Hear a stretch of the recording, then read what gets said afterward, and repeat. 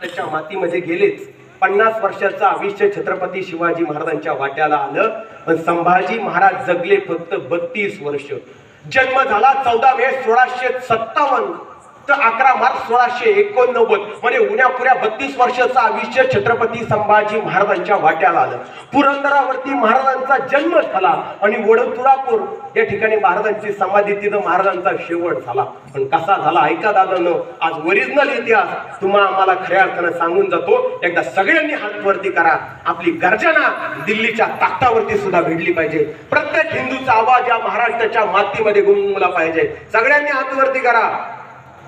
छत्रपती शिवाजी महाराज की जय.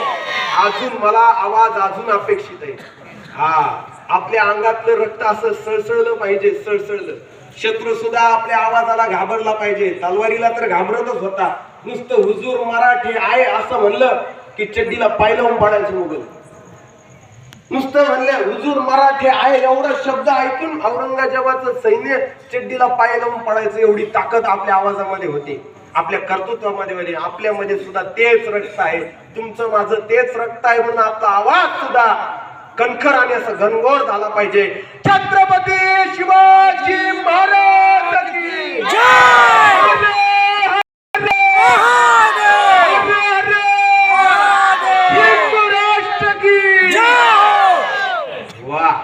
असा आवाज प्रत्येकाचा असला पाहिजे.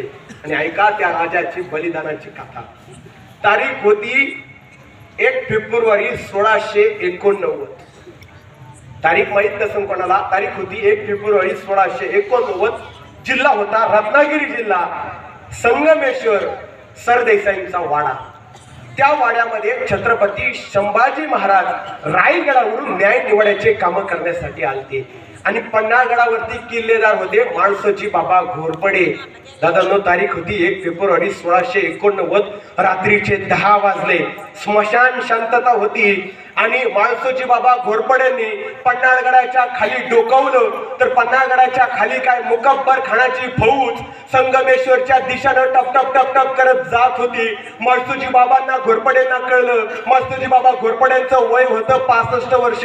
65 वर्षाच्या माळसोजी बाबांना घोरपड्यांना कळलं आता छत्रपती संभाजी राजा कैद होणार.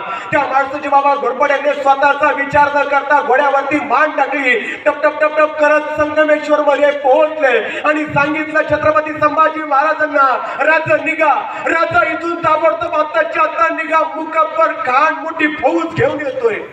आणि महाराजांच्या बरोबर होते खंडोबाला, संताजी घोरपडे, धनाजी, कवी कलश. आणि हा संवाद चालू असताना त्या मुकब्बर खानाच्या फौजेनं संगमेश्वरला घेरलं दादानो. आणि घेरल्याच्या नंतर तुमचा माझा राजा कैद झाला. माळसोजी बाबा घोरपडे म्हणत होते, राज काही झालं तरी इथून निघा. स्वतःच्या रक्ताची चाळण करतो पण तुम्हाला वाचवतो. तुम्ही इथून आत्ताच्या आत्ता ताबडतोब निघा. माझा माळसोजी बाबा घोरपडे शहीद झाला तुमच्या माझ्यासाठी.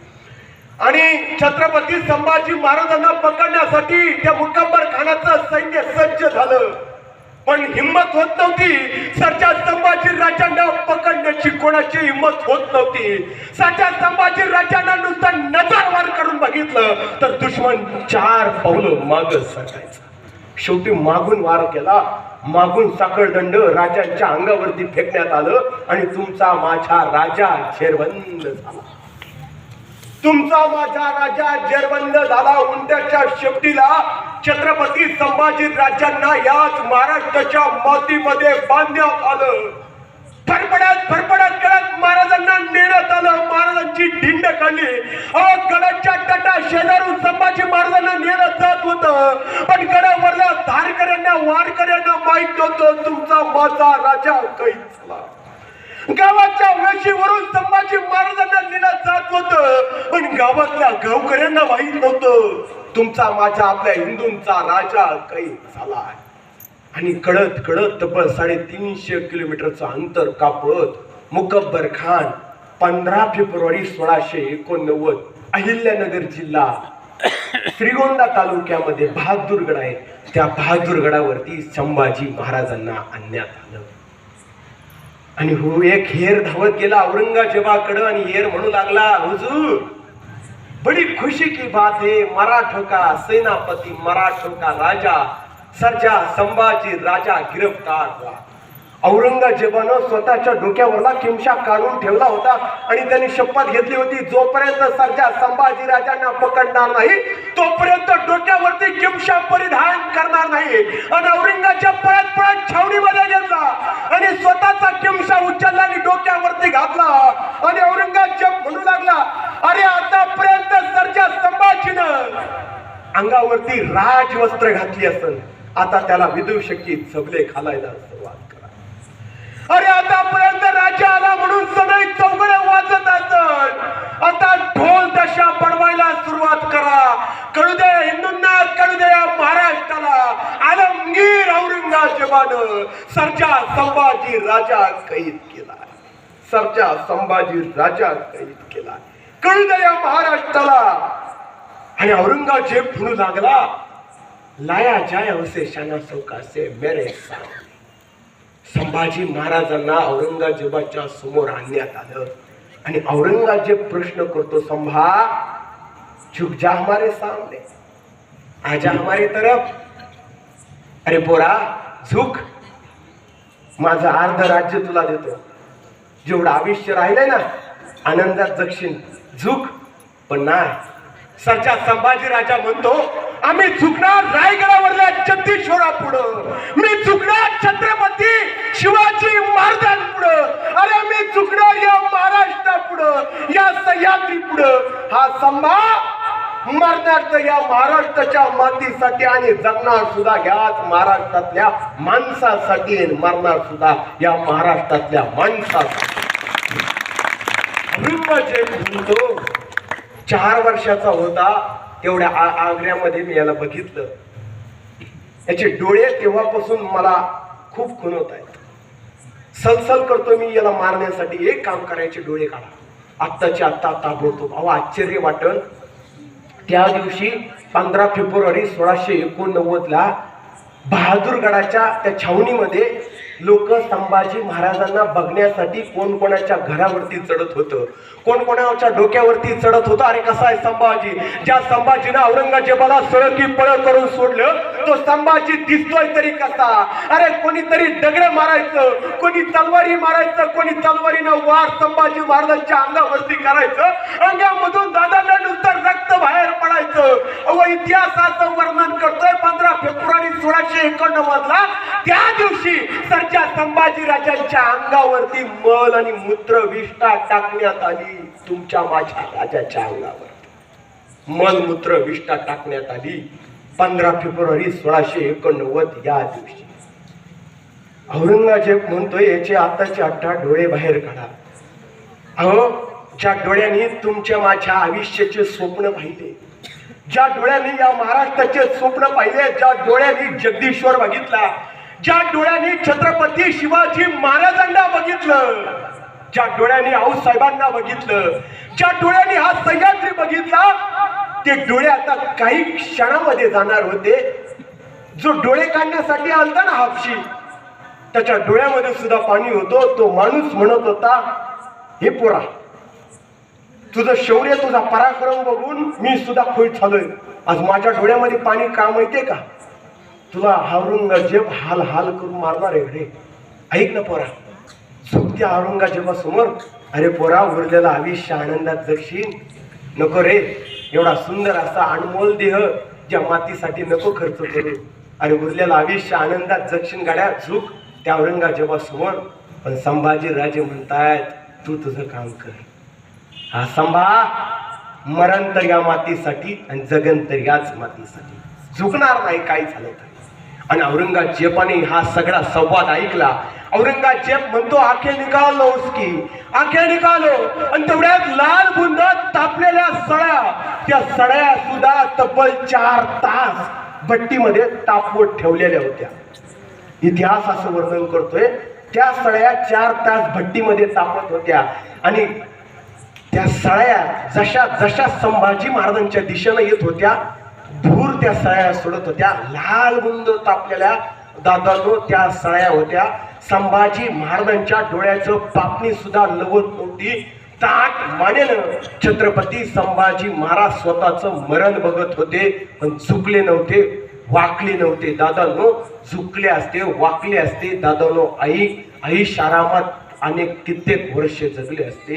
फक्त झुकले नाही, वाकले नाही, तुमच्या न माझ्यासाठी. नाही झुकले, नाही वाकले. हो, वाकले असते, झुकले असते तर आई शारामात अजून कित्येक वर्ष जगले असते. काय कमी होतं, काय कमी होतं छत्रपती संभाजी महाराजांकडे? औरंगजेबाकडे गेले असते, आई शारामात जगले असते. एवढी मोठी जहागीरदारी होती, स्वराज्य होतं, पण नाही. का स्वतःचं मरण स्वीकारलं? का मेले? त्या जागेवर जर आपल्यासारखं असतं, ते जर काय म्हणलं असतं? औरंगजेबाला, थांबा, एक काम करा, एवढं कशाला अट्टहास करताय, मी सरळ तुमच्याकडे येतो ना. नाही हो, निष्ठा आणि धर्म काय असतो छत्रपती संभाजी महाराजांनी तुम्हा आम्हाला शिकवलाय. औरंगजेब म्हणतो, अखेर निकालतो तापलेल्या स्थळ्या संभाजी महाराजांच्या दिशेने येत होत्या. लाल बुंदा तापलेल्या स्थळ्या, ज्या डोळ्याने संपूर्ण विश्व बघितलं, त्या डोळे आता काही क्षणामध्ये जाणार होते. तापलेल्या स्थळ्या छत्रपती संभाजी महाराजांच्या दिशेने येत होत्या, तशा पुढे येत होत्या आणि सबका दिशे महाराजांच्या डोळ्यामध्ये घुसल्या आणि घुसल्याबरोबर बुबडे बाहेर आलं. पडलेले बुबडे जमिनीवरती विचारत होते संभाजी महाराजांना, हे राजा, अरे झुकला असता, वाकला असता रे, आई शराबात जगला असता. स्वतः कुणासाठी रे? तुमच्यासाठी, माझ्यासाठी. औरंगजेब म्हणतो, झुकत नाही, याची जीभ काढा, आता तरी वाकन. पण संभाजी महाराज तोंड उघडायला तयार नव्हते, तोंड उघडायला तयार नव्हते. हो, अहो, ज्या जिभेनं हर हर महादेव, आबासाहेब, आऊसाहेब असा जय घोष केला, सह्याद्री आबासाहेब, जिजाऊसाहेब, जय भवानी, जय शिवाजी असा जय घोष ज्या जिभेनं केला, ची जीभ सुद्धा आता काही क्षणामध्ये, काही वेळामध्ये जाणार होते. संभाजी महाराज तोंड उघडायला तयार नाही. दोन जण पुढे आले, संभाजी महाराजांचं नाक असं घट्ट पकडलं आणि श्वास घेण्यासाठी जीव गुदमारला. श्वास घेण्यासाठी जीव गुदमारला. तसं तोंड उघडलं. जसं संभाजी महाराजांनी तोंड उघडलं, तसं सांचीमध्ये संभाजी महाराजांची जीभ पकडली आणि जशी जीभ पकडली तशी झापकन त्याची जीभ बाहेर काढली. तोंडामधून येत होतं वळवळत काढलेली जीभ सुद्धा संभाजी महाराजांना म्हणत होती, हे राजा, झुकला असता, वाकला असता, गड्या एक शराबात जगला असता रे बळा. स्वतः कुणासाठी? तुमच्या न माझ्यासाठी, तुमच्या न माझ्यासाठी. औरंगजेब म्हणत होता, पायाच्या नखापासून तर डोक्याच्या केसापर्यंत याच्या अंगाचं चामडं सोला, बोकड सोलावं तसं संभाजी महाराजांना सोन्यात आलं. एका पिंपामध्ये मिठाचं पाणी बनवलं, त्याच्यामध्ये भुरकी तिखट टाकलं, ते पाणी मिक्स करून संभाजी महाराजांच्या अंगावर पडल्याच्या नंतर महाराजांच्या अंगावर जसं मिठाचं पाणी पडलं तसं चर्र दिशी शरीर झालं. लया लया पूर्ण अंगाच्या झाल्या, पण मनामध्ये नामस्मरण चालू होतं, फक्त जगदंब जगदंब. औरंगजेब म्हणत होता, याच्या पायाचे नख, बोट सगळं काढा. अहो, एक नाही, दोन नाही, तीन नाही, चार नाही, पाच नाही, तब्बल 40 दिवस हाल अपेष्टा सहन करत होते छत्रपती संभाजी महाराज, छत्रपती संभाजी महाराज. आणि अखेर 11 मार्च 1689 म्हणजे गुढीपाडव्याच्या आदल्या दिवशी औरंगजेब म्हणू लागला, याचं मस्तक कलम करा, याचं मुंडकं कापा, झुकत नाही ना, मुंडकं कापा. आणि तारीख 11 मार्च 1689 ची सकाळ उजळली. इंद्रायणी भीमा भामा शांतपणे वाहत होती या महाराष्ट्राच्या मातीमध्ये.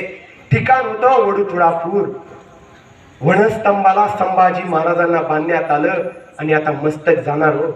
ज्या मुंडक्यानं या महाराष्ट्राचे स्वप्न बघितले, जे मस्तक माझ्या साहेबांसमोर झुकलं, जे मस्तक माझ्या छत्रपती शिवाजी महाराजांपुढे झुकलं, जे मस्तक या महाराष्ट्रापुढे झुकलं, दादा त्या मस्तक आता काही क्षणामध्ये जाणार होतं.